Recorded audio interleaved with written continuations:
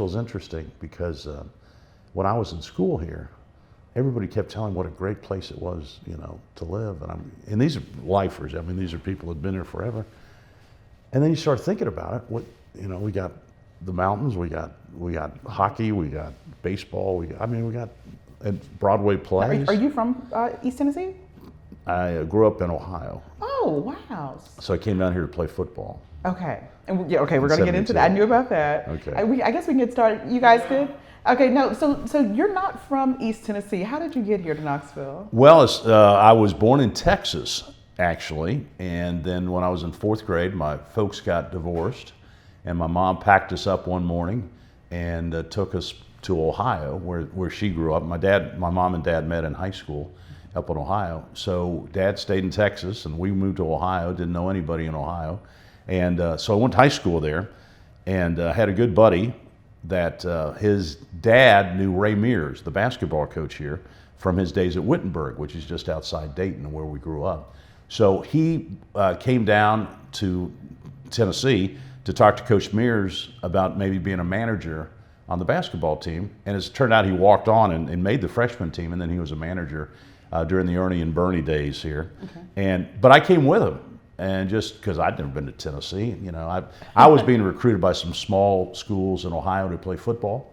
But I followed them down here. And so while they were in the basketball office, I walked down to the football office. And there was a secretary there, Coach Battle's secretary was there. I said, what does it take to walk on the football team? She said, I don't know. Would you like to talk to Coach Battle? I said, well, sure. Absolutely. So the next thing I know, I'm in Coach Battle's office. I don't even have a roster proving I played high school football. But he was so nice and so gracious to me. And then he walked me down to the we had freshman football back then, walked me down to the freshman running back room. And Kurt Watson and Don McCleary were the running back coaches, and they put on film and showed me how the offense worked. And Coach Battle handed me a workout sheet and said, if you can get in school, which I'm sure he didn't think I could, you can walk on the football team. I mean, it was literally that easy. I was just amazed. So I told my dad, I said, I think I'm going to go to Tennessee. And he said, Tennessee, if you're going to go to a big school, he's an Ohio State guy. He says, if you're going to a big school, go to Ohio State. And I said, Dad, it is cheaper for me to go to Tennessee out of state than it is Ohio State in state. And then he said, go Vols. That sold Sounds me. like a true parent. Me. So I came down and played freshman football and got to play.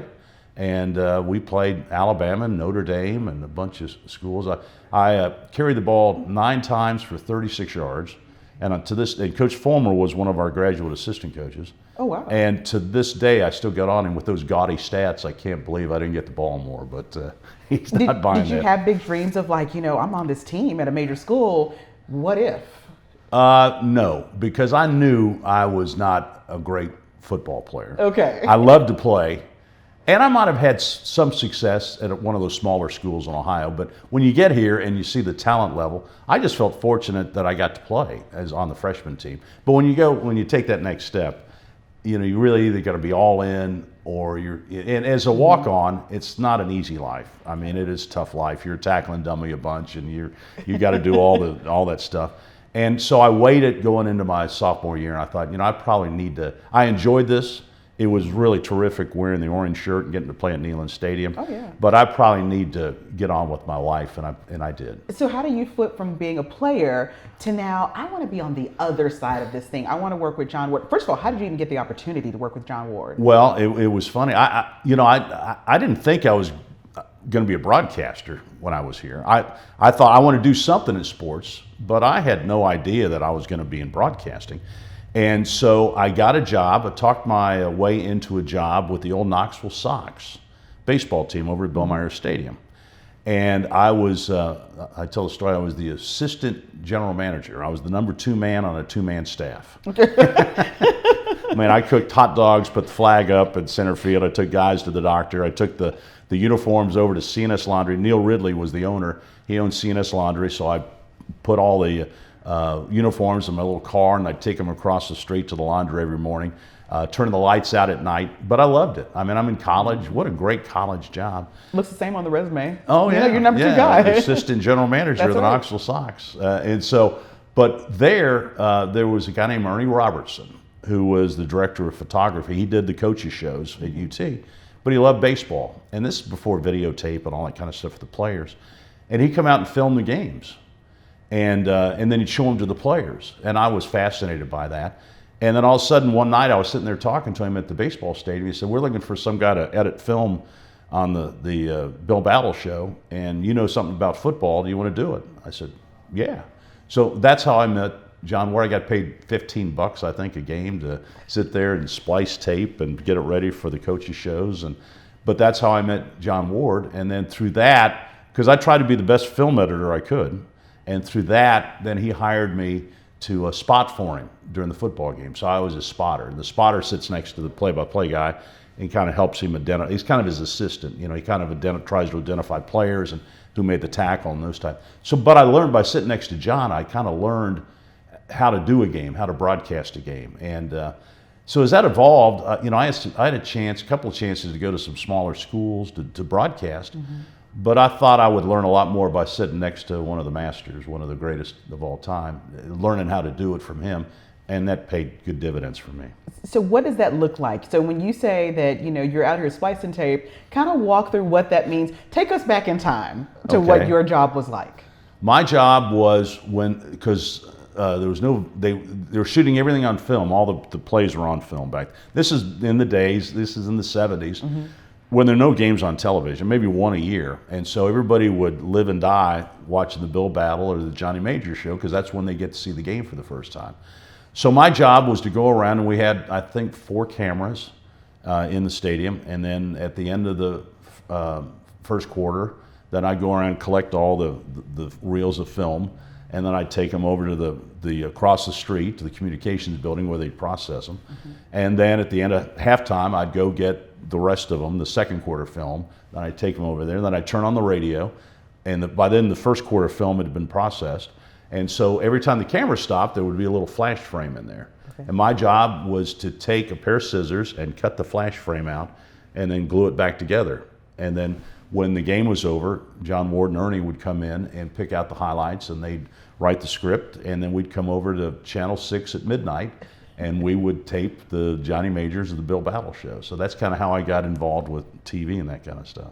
What was it like working with John Ward? Like, what stood out to you to say, you know what, I like these bits and pieces of his style or the way he works? Well, you know, John had his law degree, but he never practiced law. Mm-hmm. But he went to law school because he thought it would help him organize things. Very precise.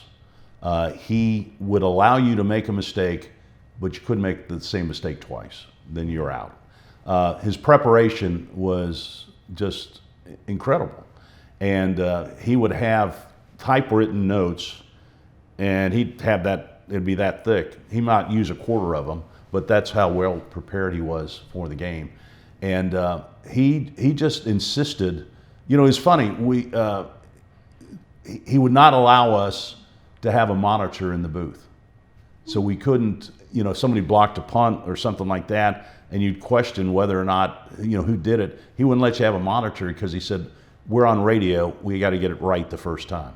Oh, wow. So it made you concentrate, when you're spotting for him especially, it made you concentrate that much more on making sure you got it right. So he instilled that in me in the preparation. And he always told me when he got to the point where he didn't want to do the preparation, then he would quit doing the games, and that's kind of what happened. And but he was demanding, he was tough, he was fair, he was really good at what he did. Wow. When you took over as the voice of the Vols, what was that moment like for you? When it really settled in, like, I'm it. Terrifying. It was terrifying. And it was interesting because I had so many people in the business tell me not to take it because of the fact, well, because you don't want to be the guy that replaces the legend. Mm-hmm. You want to be the next guy after that guy. But, you know, at that time, I was pretty well known because I was working at Channel 10, and I was doing the SEC game, which is now the SEC Network, used to be Jefferson Pilot. Okay. And so I was doing the Saturday game of the week for football and basketball for the SEC. So you know, I had some name recognition and was still doing stuff on the Vol Network and things like that. So I felt pretty comfortable in the transition of that. But you also have to have some confidence that if it doesn't work out, you can do something else. Because you go down through the list of guys that the guys that succeeded John Wooden. At UC, that didn't work out very well. And you go down the list of guys that succeeded the legends, and a lot of times it didn't work out. But I had confidence that I could do it, and it's my school. I mean, I graduated from Tennessee, and when your school calls you, you got to look, and it's been a great decision for me, and that's going on 24 years, so it's pretty special. So 24 years, you have to have some standout moments. You've called some really big games, from Pat Summitt's era to all the coaches at UT. We've had a little storied history the last few years. We've had a few of those. What are some of the standout moments for you where you just go, man, I was there for that? Yeah, one of the games that stands out, there was a 6 overtime win against Arkansas when Casey Clausen had Jason Witten down the middle of the field, and I thought that was really neat. Beating Alabama down in Tuscaloosa in 5 overtimes was really neat. Beating Miami down in the Orange Bowl in football. Hey, watch it with that one. That's Miami's my home team. No. Sorry about that. But that was snapped that long winning streak in the Orange Bowl for the Hurricanes. And then basketball, doing all those games, all those years for Pat Summitt, and being able to call national championships for her. When I started doing those games, nobody wanted to do them. I mean, who's going to do women's basketball? And you'd go to Stokely Athletic Center, and there might be 150 people at the game. But I never viewed it as women's basketball. I viewed it as SEC basketball. And I was looking for reps. When you get started, all you want to do is get behind the mic and do reps. I got paid when I started doing the Lady Vols basketball games in, I guess, the late 70s. I was getting paid $15 a game, and I had to take my gas money out of that. So if we'd play down in Valdosta, Georgia, I'd lose money doing the games. But again, I was looking for reps. I was looking for, and I had no idea that Pat Summitt was, at that time was going to be Pat Summitt. Yeah, I had nobody had any ideas that was going to turn out to be what it was. And so, but the fact that it was like traveling in those days when she got it rolling and they start really winning. It was like traveling with Michael Jordan and the Chicago Bulls. I mean, it was amazing. There'd be fans, waiting for him to get off the bus, and after the game was over, there'd be hundreds of fans trying to get Pat's autograph, and we'd be doing the post-game show, and there'd be fans from the other team, not from Tennessee fans, but little girls from the other team. It was a special thing that she did with this program, and what she did for women and women's basketball is just incredible. What was she like? Now, we all have our image of her. We see her on TV, or we've seen her on TV. But what was she like when the cameras are off and the game wasn't on with you? She was really a lot of fun. I mean, she had a great sense of humor. But when it was time to be serious, I mean, I got to stare a few times. I mean, she was serious. But she was so just involved in basketball and the development of her players. They still have a lot of pride that every single Lady Vol that has completed their eligibility has gotten their degree, and that's pretty special. And that started with Pat and continues today, well, through Holly and now through Kelly. That's continued. So there's a big poll in their locker room that everybody that graduates gets to sign that poll, and that's pretty special. But she did. I mean, she set the culture. She set how you're going to do things, and I just really respected how she handled her program and how much she cared about her players, and really made sure that when they left here, they were a well-rounded young lady that had their degree and were pretty much set to be successful in life. And if you look down the list of all her former players, a lot of them have done some pretty good things. They really have. Yeah. You've seen quite a few coaches over your years. Yes. Who for you would you say is probably the most interesting to cover so far? Derek Dooley was interesting because he was so smart. But because he was so smart, he tried to do everything himself. And as a head coach, you've got to delegate. I mean, you can't do it all yourself. But I thought he was interesting and fun. All the coaches that I've dealt with have treated me terrifically. I mean, they have all done exactly what I need them to do, and they've done it in a timely fashion. My relationship with Philip Fulmer was a little bit different because he was again a coach when I was playing, so we had a good relationship as well. But I've really had I can't have any complaints about any of the coaches. They have treated me terrifically, and each one is different. They're all the same, but they're different. I mean, they're all driven they want to talk about recruiting. They got to talk about winning games, and I mean, they've all got that drive to be successful, but they all do it in a different way, and that's what kind of makes it interesting. I mean, Buzz Peterson was different from Donnie Tyndall, and Donnie Tyndall's different from Bruce Pearl, and Oh, yes. Yes, and Bruce Pearl was different from Buzz Peterson, and Rick Barnes is different from all of them. So you two have a funny relationship. You all are well, he comedy thinks together. it's funny. He gets on me pretty good. He is a delight to work with, and because he's a jokester and a prankster, he's always pulling jokes when he's off the floor. But when he crosses that line, he's a different guy. I never would have thought he was funny. Because I've always seen him during games, and he's so serious and focused. Yeah, but well, watch if he gets around you. Watch him, because he'll try and pull a practical joke on you. He's really fun, and he's with that with the players too. As soon as they cross the line and practice is over, he's joking with them and pulling pranks on them as well. So he's been the most fun to work with and be around, and I've really enjoyed it. And he what impressed me about Rick Barnes is when he came here, he just got invested in the community, in his church, Emerald Youth Foundation, the Boys and Girls Club. Anything you ask him to do, Helen Ross McNabb, he does a dinner for us, for Helen Ross McNabb every year.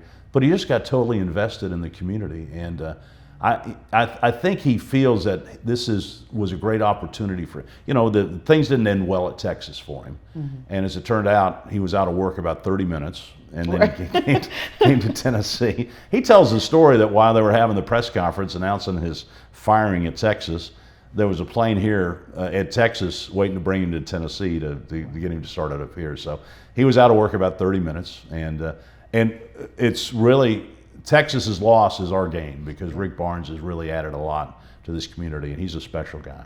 I love all your reflections on the different coaches. Let's go back to the booth when you're calling games. Yeah. That is something I've never done, obviously. How hard is it? You want to come up and no, you don't want me a part of that, trust me. How do you do it? Like, is it hard? Is it do the nerves set in even all these years later?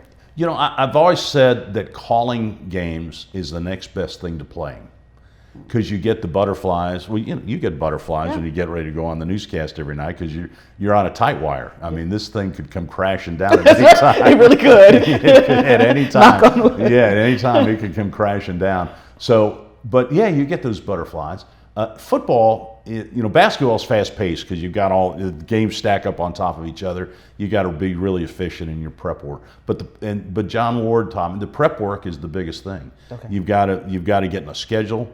So in football, you have something to do on Monday, and you got something to do on Tuesday, and you got something to do on Wednesday, and you got something to do on Thursday. If you don't get it done, then you fall behind, and then by the time Saturday comes, you don't feel prepared. So you have to balance your day to get your spot charts ready, and now with the internet, there's so much information, you've got to spend part of that time, a large part of the time, just going through the internet, because you need to know if there's something going on with the other team and your team that maybe you didn't hear about. You got to go do that research. So you got to spend a lot of time on the internet as well. It's a blessing and it's a curse, because you've got to spend the time to do that. But if you don't enjoy the prep work, then you need to do something else. But by the time you hope to have everything done by Friday night, so you can relax a little bit, and then you get up Saturday morning, and it's that same feeling, just like game day. I mean, I get the butterflies, and when they run through the tee, it's really special every time, and it's an adrenaline rush. The world has evolved so much over such a short period of time. You have so much more access to fans, and they have access to you. Mm-hmm. What is it like? Because feedback, and for newscasters as well, the feedback is so real time. How do you deal with the different conversations regarding calling games? I stay off social media.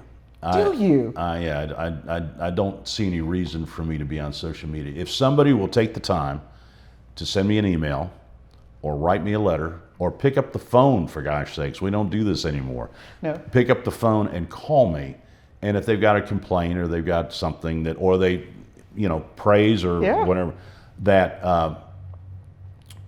then I'll respond to that. because that means they've been thoughtful and sometimes they'll bring something up and that's, he's probably right. I probably need to get better at doing that. Or you get the praise. But just to get into an argument with somebody on social media, I just find that to be exhausting and so I just don't do it. And because I just feel that people that want to really have a legitimate concern. I mean, it's easy just to complain about something and push the button and go. It is. But so I'd rather deal with the people that are more thoughtful. And if a person's that riled up and is going to take time to look up your email and my email's out there. I mean, people can find it on the UT website. Don't invite that right now. No, I shouldn't do it. Don't do that. But if they're going to take the time to do, and people do, and then I'll respond to that. But I'm not a social. I've just seen so many guys in this business get in big time trouble, getting into battles on social media, and a lot of times you don't win those battles. And I just think it's my mental health is better if I stay off it. Smart. Very, very smart. I hope. Let's talk about you in the community. Over your time here, you've taken up partnerships with different charities. Who are you involved with and why? Well, when I was working at WIVK back when I was in college, and I talked about the old Knoxville Sox. What I did at night after the game was over, I'd write up 30-second or so reports, and I'd call them in to all the radio stations that would answer the phone and give them a brief recap on how the Knoxville Sox did the night before. Well, WIVK used to carry those reports. And so one day I just get a call from them and say, listen, we're looking for a part-time sports guy. We run your reports. We think you sound pretty good on the air. Would you like to do part-time sports here? So I was going to school, working at WIVK, and then working for the baseball team at night. So my days were pretty full of doing those things. But when I was working at WIVK, Jim Dick owned the station, and Mr. Dick told us we had to be on at least 2 boards. Oh, really? In the community. Yeah, everybody at the station had to be on some nonprofit's board. And I thought, well, gosh, why would he make us do that? Yeah. Well, the reason he did that is so he would know what was going on in the community. And it was a service for the radio station, because you say, okay, now what's going on with the Boys and Girls Club? What do you guys got going? What's going on at Helen Ross McNabb? Or what's going on, Leukemia and Lymphoma Society? What's going on in these different... And I thought it was a stroke of brilliance, really, because the WIVK had their thumb on what was going on in the community. And this is disc jockeys and everybody that worked in the station. I had to be on at least 2 boards. So I've always been kind of involved and tried to be involved. I was the United Way chair several years ago, and that was the most rewarding experience and tiring experience of my life. But I decided when I accepted the job to be the chair, I was going to go around to every single agency.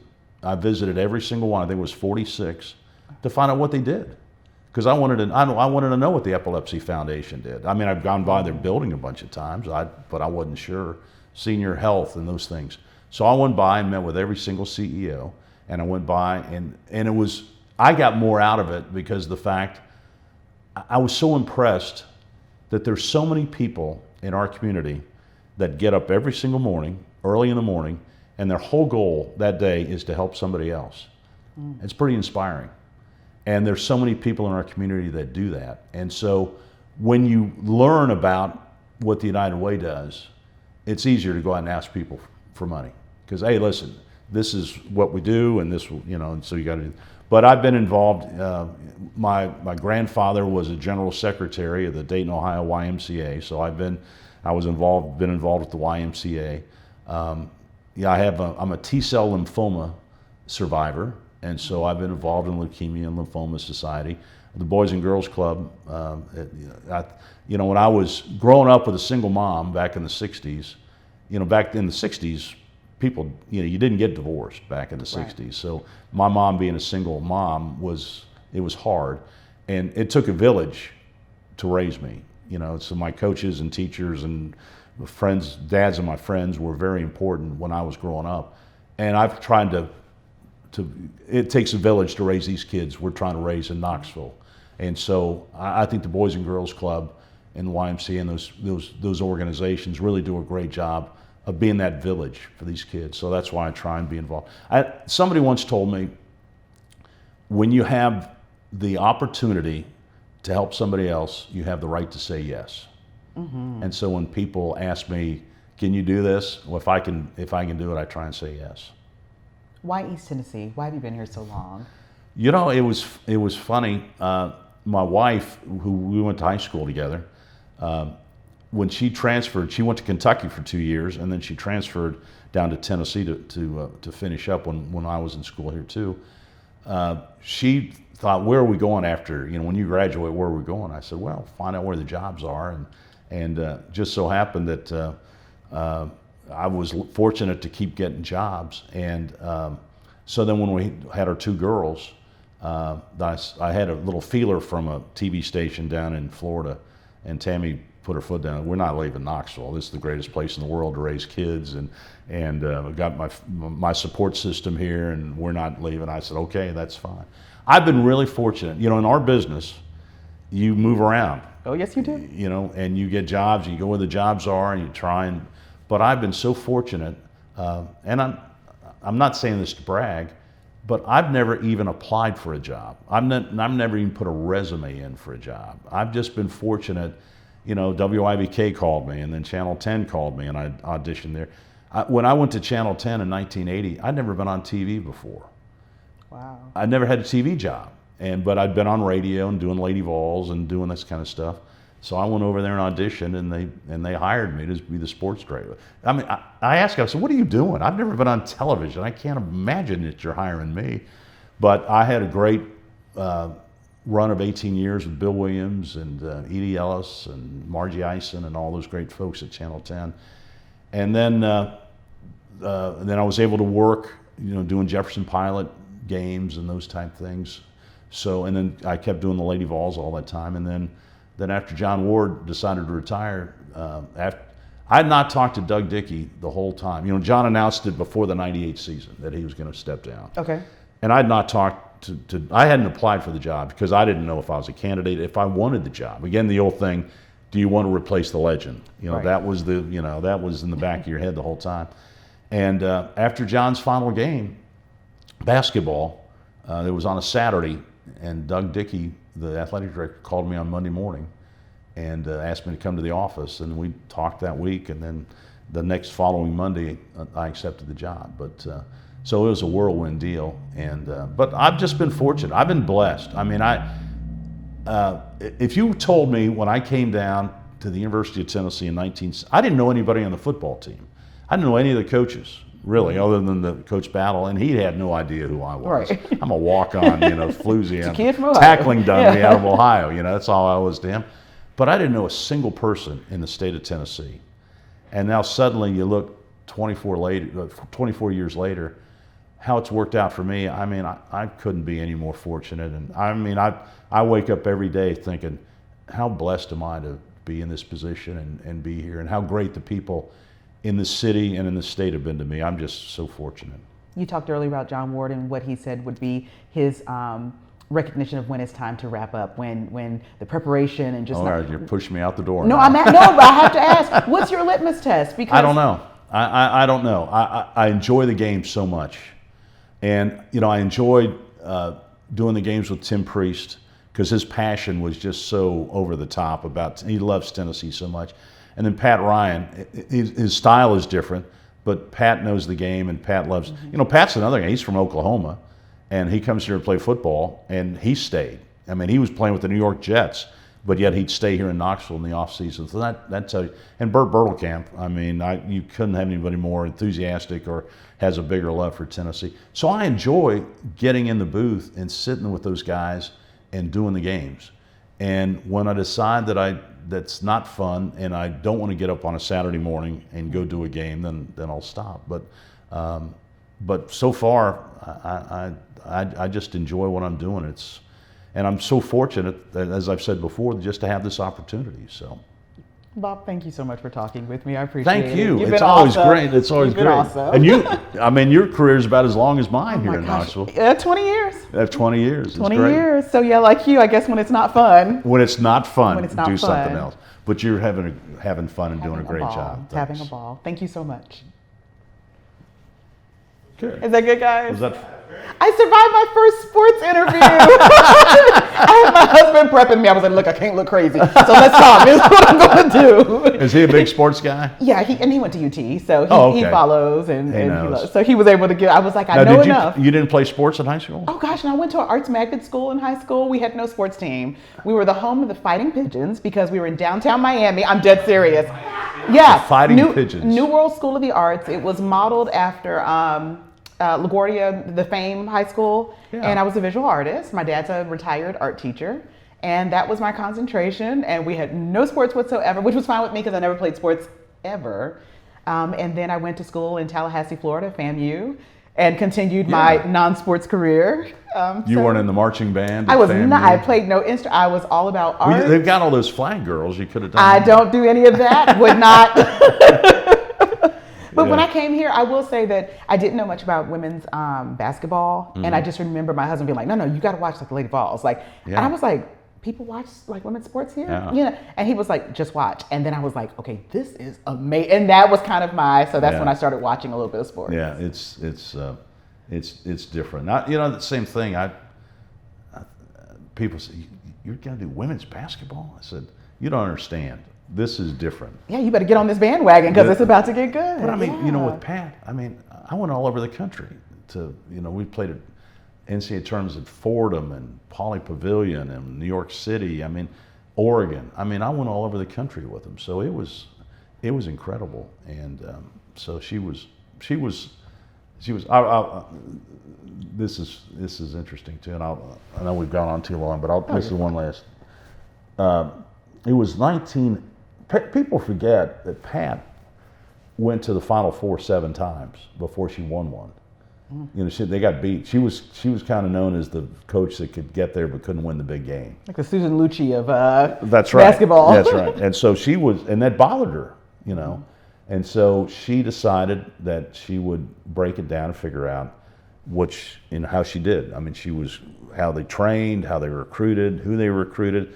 She went up to New York, to Chicago to talk to Phil Jackson about the triangle offense with Michael, because she had Shamika Holtzclaw, and she wanted to run the same offense they were running with Michael Jordan. So she went up. So she was willing to learn how to do different stuff, and then it pays off, and she wins that first championship in '87. So I called her and said, I need a little motivational deal, because I've been working at Channel 10 for 6 years, but the phone's not ringing, and I'm thinking, am I going to do this the rest of my life, or what is that? So I just wanted her to kind of give me a kick in the butt to get me going. And so I said, what has kept you, because I thought after the '84 Olympics, she was going to have a family and she's going to quit coaching. What's bigger than winning the gold medal? Right. But she kept coaching because she knew they were close to winning an NCAA championship. And so she laid out her deal, and I told her what my deal was, and I got to get motivated because I got to do something. I need to move up. I thought I was kind of stagnant in my career. Mm-hmm. And she looks at me across. We were at the soup kitchen down in Market Square. I'll never forget it. She looks across the table. She leans in with that stare. She goes, "Bob, I don't know how they hire people in your business. I don't know who moves up and why some phones rings and some don't. My guess is the reason your phone's not ringing is you're not good enough." I'm sorry, what? It's like a kick in the chest. Hammer, right forehead, bam, you're not good enough. You got to get better. And she said, now listen, we put your broadcasts over our games. I think you do a great job.